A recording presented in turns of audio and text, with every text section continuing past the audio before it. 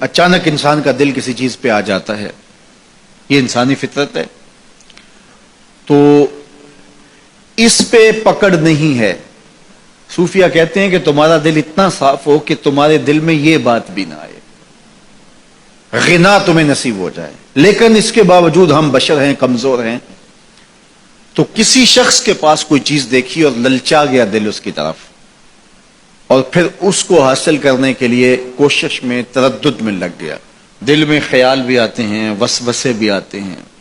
اور ایسی ایسی خواہشات جنم لیتی ہیں کہ انسان خود اپنے پہ ہنستا ہے، لیکن ایسی خواہشات جس کی اتباع میں چل پڑا، جس کی خواہش میں چل پڑا، تو یہ ہلاک کر دینے والی چیز ہے۔ آرزو کا پیدا ہو جانا، حتیٰ کہ آرزو تو آرزو رہی، وسوسے کے پیدا ہو جانے پر بھی پکڑ نہیں ہے اگر اس کی اتباع نہ کی جائے۔ صحابہ نے حضور سے عرض کیا، حضور ہمیں ایسے وسوسے آتے ہیں کہ اگر ہم بیان کر دیں تو قتل کر دیے جائیں، اتنا غلیظ خیال باز کا انسان کے دل کی تختی پہ آتا ہے، دماغ کی سکرین پہ ابھرتا ہے۔ تو فرمایا کہ تم کیا کرتے ہو؟ تو انہوں نے کہا کہ ہم اس کو جھٹکنے کی کوشش کرتے ہیں، جب اس طرح کا کوئی خیال آتا ہے تو بندہ اس کو جھٹکتا ہے، دور کرتا ہے، اور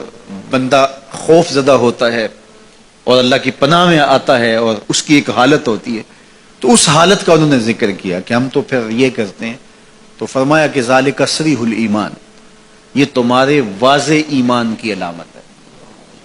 کہ اس وسوسے کے بعد جو تمہاری طبیعت میں بے چینی اور بیزاری پیدا ہوئی، اور اس کو دھکیلنے کے لیے، اس کو خیال سے ہٹانے کے لیے، اس کو تصورات سے دور کرنے کے لیے جو تم نے کوشش کی، یہ تمہارا ایمان تھا جو کھڑا ہوا،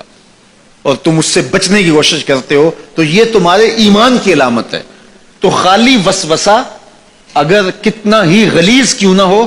اگر اس وسوسے کو خیال کا حصہ بنا کے اس سوچ کو لذت کا سبب نہ بنا لیا جائے، حتیٰ کہ غیر محرم کے اوپر آپ کی نظر پڑ گئی، تو فرمایا النظرۃ الاولی لک والثانیۃ علیک، جو پہلی نظر تجھے حاصل ہوئی تو وہ تیرے لیے ہے، لیکن اگر تو نے نظر کا تتبع کیا اور پھر تیری نظر نے دوبارہ پیچھا کیا تو وہ تیرے اوپر وبال بن جائے گی۔ تو خواہش کا، وسوسے کا، اور کسی ایسی چیز کا دل اور دماغ کی سکرین پہ ابھرنا اور خیال پیدا ہو جانا، یہ کوئی بات نہیں ہے۔ انسانی زندگی کے اندر کتنے ہزار خیالات جو ہے وہ انسان کے دماغ میں جو ہے وہ پیدا ہوتے ہیں، اور پیدا ہو کر کے مٹتے ہیں، پھر نئے پیدا ہوتے ہیں۔ کبھی بھی انسان کا دماغ خالی نہیں رہتا، ہر وقت سوچتا ہے۔ آپ اگر یہ طے کر لیں کہ میں کچھ نہیں سوچنا، تو یہ سوچ رہے ہوں گے کہ میں کچھ نہیں سوچنا۔ یہ کبھی ہو نہیں سکتا کہ آپ کا دماغ ہو اور اس کے اندر جو ہے وہ کوئی خیال نہ چل رہا ہو، ہزاروں لاکھوں خیالات کا ایک ہجوم گزرتا ہے۔ تو انسان کا دل، دماغ اس طرح بھاگتا ہے۔ آپ اچھے لوگوں میں رہیں گے تو خیالات پاکیزہ ہوں گے۔ دیکھیے، آپ گندگی کے ڈھیر سے گزر رہے ہوں گے تو خیالات اسی طرح کے ہوں گے نا، اور اگر پھولوں کی روش سے گزر رہے ہوں گے، صحن چمن سے گزر رہیں گے تو خیال اس طرح کے ہوں گے نا۔ آپ جو ہے وہ کسی بازار سے گزر رہے ہوں گے تو خیال اس طرح کے ہوں گے، اور مدینے کی گلی سے گزر رہے ہوں گے تو پھر خیال اسی طرح کے ہوں گے نا۔ اس وقت آپ کے خیالوں کی دنیا کسی اور جہاں میں آباد ہے، اس لیے کہ آپ رسول اللہ کا فرمان سن رہے ہیں، لیکن اگر آپ کے سامنے کو گویا غزل گا رہا ہو تو پھر خیال کی وادیوں میں بھٹک کے کہیں آپ اور کھڑے ہوں گے۔ اب بات حضور کے فرامین کی ہو رہی ہے تو تصور پھر گنبد خضرا کے مکی کا ہی ہوگا نا، تصور تو پھر شہر حبیب کا ہی ہوگا۔ لیکن اگر آپ باتیں دوسری جانب کی کر رہے ہو تو تصور پھر ادھر جاتا ہے، اور اسی لیے ہمارے علماء نے کہا کہ گانے کی طرز پہ نعت نہیں پڑھنی چاہیے، اس لیے کہ گانے کی جو معروف طرز ہوگی، جب اس طرز پہ نعت پڑھی جائے گی تو سن آپ نعت رہے ہوں گے، طرز سے آپ کے دماغ اور آپ کے خیالات بھٹک کے کہیں اور چلے جائیں گے۔